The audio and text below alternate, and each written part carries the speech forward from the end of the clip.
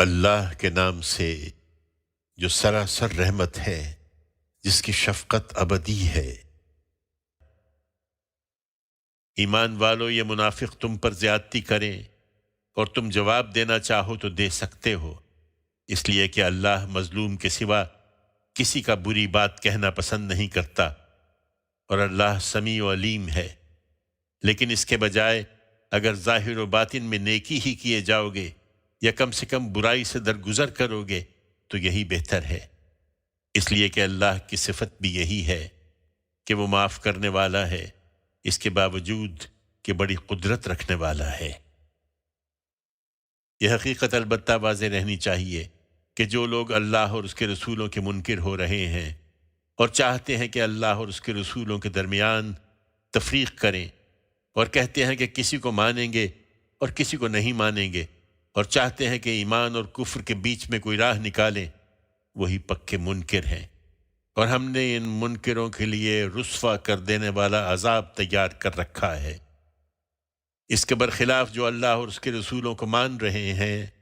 اور ان میں سے کسی کے درمیان انہوں نے کوئی تفریق نہیں کی ہے،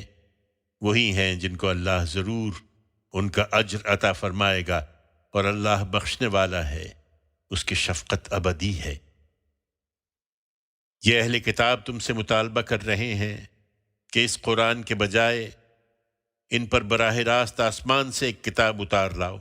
تو اس میں تعجب کی کوئی بات نہیں ہے۔ انہوں نے موسیٰ سے اس سے بھی بڑا مطالبہ کیا تھا۔ انہوں نے مطالبہ کیا تھا کہ ہمیں خدا کو سامنے دکھاؤ، تو ان کی اس سرکشی کے باعث ان کو کڑک نے آ لیا تھا۔ پھر انہوں نے بچھڑے کو معبود بنا لیا،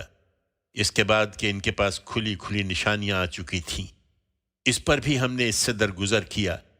اور موسیٰ کو ان پر صریح غلبہ عطا فرمایا تھا، اور ہم نے طور کو ان پر اٹھا لیا تھا ان سے عہد کے ساتھ، اور ان کو حکم دیا تھا کہ شہر کے دروازے میں سر جھکائے ہوئے داخل ہوں، اور ان سے کہا تھا کہ سبت کے معاملے میں نافرمانی نہ کرنا، اور ان سب چیزوں پر ہم نے ان سے پختہ عہد لیا تھا۔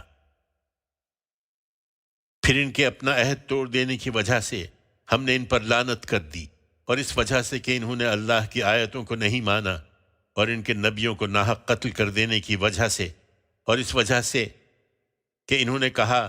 کہ ہمارے دلوں پر تو غلاف ہیں، نہیں بلکہ ان کے کفر کی پاداش میں اللہ نے ان کے دلوں پر مہر کر دی ہے،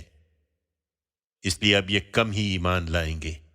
اور ان کے کفر کی وجہ سے اور مریم پر بہتان عظیم لگانے کی وجہ سے، اور ان کے اس دعوے کی وجہ سے کہ ہم نے مسیح عیسیٰ ابن مریم رسول اللہ کو قتل کر دیا ہے، درا حال کہ انہوں نے نہ اس کو قتل کیا اور نہ اسے صلیب دی، بلکہ معاملہ ان کے لیے مشتبہ بنا دیا گیا۔ اس میں جو لوگ اختلاف کر رہے ہیں وہ اس معاملے میں شک میں پڑے ہوئے ہیں،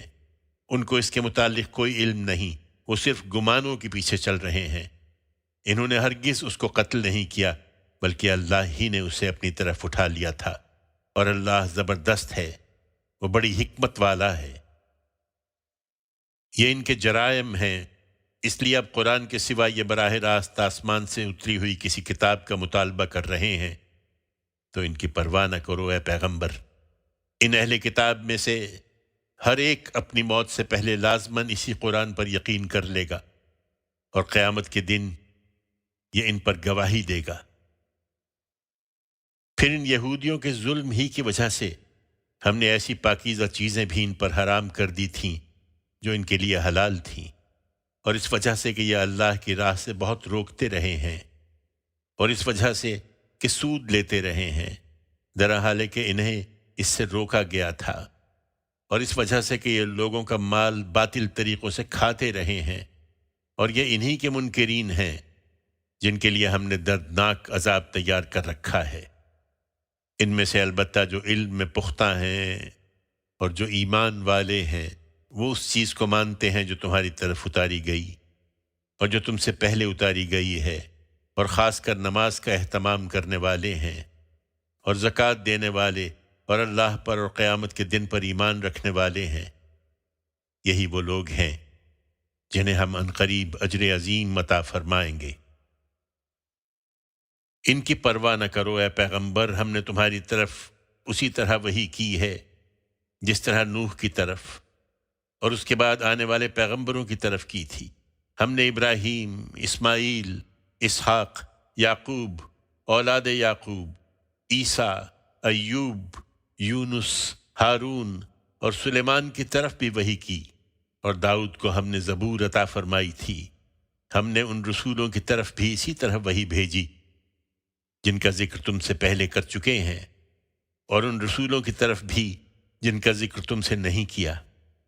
اور موسیٰ سے تو اللہ نے کلام کیا تھا جس طرح کلام کیا جاتا ہے۔ یہ رسول جو بشارت دینے والے اور خبردار کرنے والے بنا کر بھیجے گئے تاکہ لوگوں کے لیے ان رسولوں کے بعد اللہ کے سامنے کوئی عذر پیش کرنے کے لیے باقی نہ رہے۔ اللہ زبردست ہے، وہ بڑی حکمت والا ہے۔ یہ جھٹلاتے ہیں تو جھٹلائیں، مگر اللہ گواہی دیتا ہے کہ اس نے جو کچھ تمہاری طرف نازل کیا ہے اس کو اپنے علم کے ساتھ نازل کیا ہے، اور اس کے فرشتے بھی گواہی دیتے ہیں، اور گواہی کے لیے تو اللہ ہی کافی ہے۔ جن لوگوں نے ماننے سے انکار کیا ہے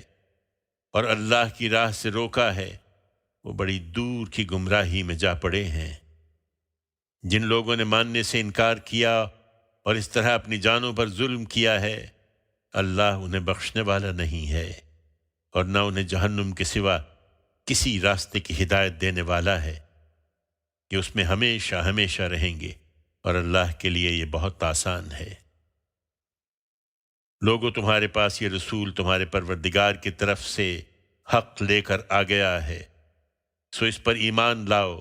اسی میں تمہاری بہتری ہے، اور اگر انکار پر جمے رہو گے تو یاد رکھو کہ اللہ کا کچھ نہیں بگاڑو گے، اس لیے کہ زمین اور آسمانوں میں جو کچھ ہے سب اللہ ہی کا ہے۔ وہ ہر ایک کو اس کے اعمال کی جزا دے گا مگر اسی وقت جو اس نے طے کر رکھا ہے، اور اللہ علیم و حکیم ہے۔ اے اہل کتاب، اپنے دین میں غلو نہ کرو، اور اللہ کے حق میں حق کے سوا کوئی بات نہ کہو۔ حقیقت یہ ہے کہ مسیح عیسیٰ ابن مریم اللہ کا ایک رسول اور اس کا ایک قول ہی تھا جو اس نے مریم کی طرف القاء فرمایا تھا، اور اس کی جانب سے ایک روح تھا جو اللہ نے اس میں پھونک دی تھی۔ سو اللہ اور اس کے رسولوں پر ایمان لاؤ، اور اللہ کو تین نہ بناؤ، باز آ جاؤ، یہی تمہارے حق میں بہتر ہے۔ اللہ ہی تنہا معبود ہے، وہ اس سے پاک ہے کہ اس کی اولاد ہو۔ زمین اور آسمانوں میں جو کچھ ہے اسی کا ہے، اور ان کے معاملات کو دیکھنے کے لیے اللہ ہی کافی ہے۔ مسیح کو ہرگز اس بات سے کوئی آر نہ ہوگی کہ وہ اللہ کا ایک بندہ ہو، اور نہ اللہ کے مقرب فرشتے اسے کبھی آر سمجھیں گے۔ اگر کوئی اللہ کی بندگی کو اپنے لیے آر سمجھتا اور تکبر کرتا ہے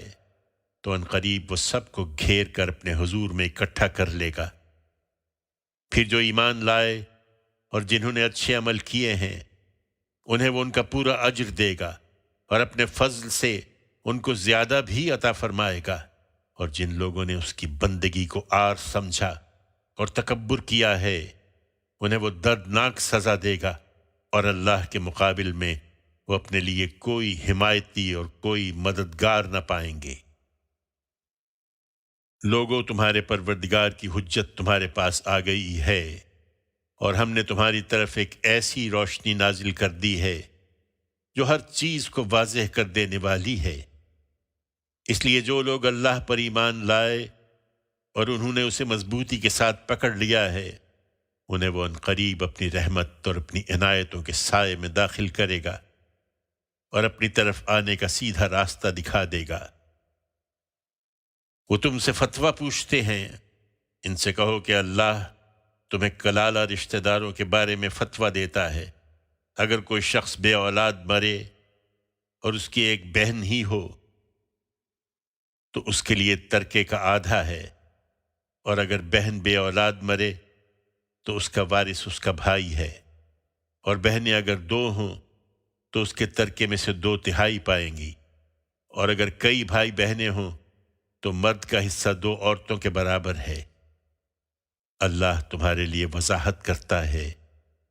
تاکہ تم بھٹکتے نہ پھرو۔ اور اللہ ہر چیز کو جانتا ہے۔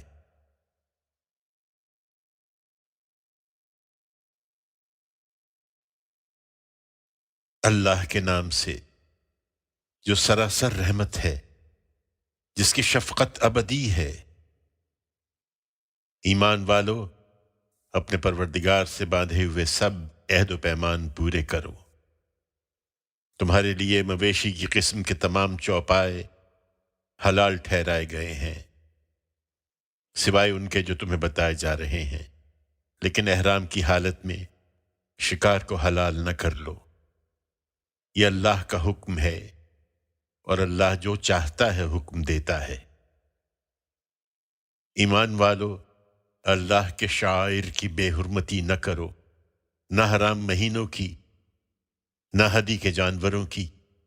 نہ ان میں سے خاص کر ان جانوروں کی جن کے گلے میں نظر کے پٹے بندھے ہوئے ہوں، اور نہ بیت الحرام کے عازمین کی جو اپنے پروردگار کی عنایتوں اور اس کی خوشنودی کی تلاش میں نکلتے ہیں۔ ہاں، جب احرام کی حالت ختم ہو جائے تو شکار کر سکتے ہو۔ تمہارے لیے مسجد حرام کا راستہ کچھ لوگوں نے بند کر دیا تھا، تو ان کے ساتھ اس بنا پر تمہاری دشمنی بھی تمہیں ایسا مشتعل نہ کر دے کہ تم حدود سے تجاوز کرو۔ نہیں، ہر حال میں حدود الہی کے پابند رہو، اور نیکی اور تقوی کے کاموں میں تعاون کرو، مگر حق تلفی اور زیادتی میں تعاون نہ کرو، اور اللہ سے ڈرتے رہو، اس لیے کہ اللہ سخت سزا دینے والا ہے۔